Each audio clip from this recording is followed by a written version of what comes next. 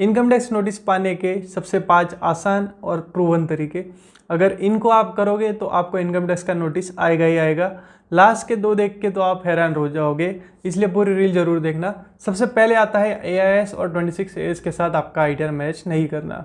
AIS annual information statement जो income tax का एक रिपोर्ट होता है जिसमें आपका सेविंग बैंक का इंटरेस्ट, FD का इंटरेस्ट, डिविडेंड, शेयर्स का इनकम, ये सारी इनकम आपकी ऑलरेडी AIS पे रिफ्लेक्ट होती है। सो इसको ना देखना और ये इनकम रिपोर्ट ना करना और सीधा का सीधा आप बिना इसको देखे आईटीआर फाइल करोगे तो आपको मिल सकता है पहला मौका नोटिस आने का। सेकंड मौका पाइए, शेयर के ऊपर का टैक्स बचाइए। शेयर को आप बेचिए, इसके ऊपर जो आप गेन होता है उस गेन को बचाइए। कैसे बचाओगे? तो जो कैपिटल गेन होता है उसको शो मत कीजिए। वैसे भी इनकम टैक्स के पास आपका वो डेटा ऑलरेडी है, सो आप वो डेटा हाइड कर लीजिए, तो इससे आपका नोटिस आने का और चांस बढ़ जाएगा। Second option. थर्ड वाला ऑप्शन हम देखते हैं कि आप आपकी जो साइड हसल करते हो, साइड बिजनेस आप कुछ करते हो, जैसे आपको फ्रीलांसिंग से कुछ पैसा मिलता है, आपको कहीं कंसल्टेशन से कुछ पैसा मिलता है, आप कोई वीडियो एडिटिंग का काम करते हो या आप इंस्टाग्राम से कुछ ऐड रन करते हो, वहाँ से आपको पैसा मिलता है, किसी भी सोर्स से आपको पैसा मिलता है, तो वो अगर आप ना दिखाओ तो उससे भी आपका चांसेस बढ़ जाएगा, इनकम टैक्स आपको याद करेगा। उसके बाद आता है जो सैलरीड पर्सन होते हैं उनका फेवरेट वाला एक पार्ट, जैसे अंदाजे से रिटर्न भर दो, डिपार्टमेंट भी आपको श्योर याद करेगा ही करेगा। क्या होता है इस केस में? इस केस में आप जो इनकम टैक्स में डिडक्शन के प्रोविज़न दिए गए सारे एक साथ लगा दो और सभी में डिडक्शन क्लेम कर लो।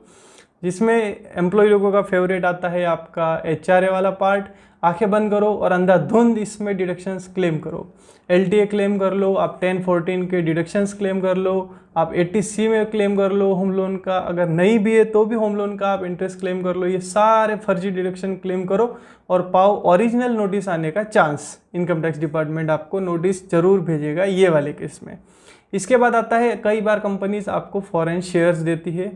जैसे आपकी मान लीजिए कोई कंपनी है जो फॉरेन में उसका इस्टेब्लिशमेंट है और यहाँ पे उसकी सब्सिडरी है।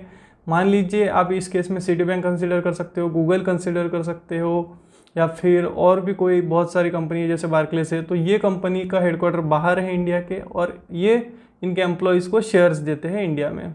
सो इस केस में क्या होता है कि आपको जो फॉरेन एसेट मिलती है शेयर्स वाली, वो आपको इंडिया में डिस्क्लोज करनी कंपलसरी हो जाती है।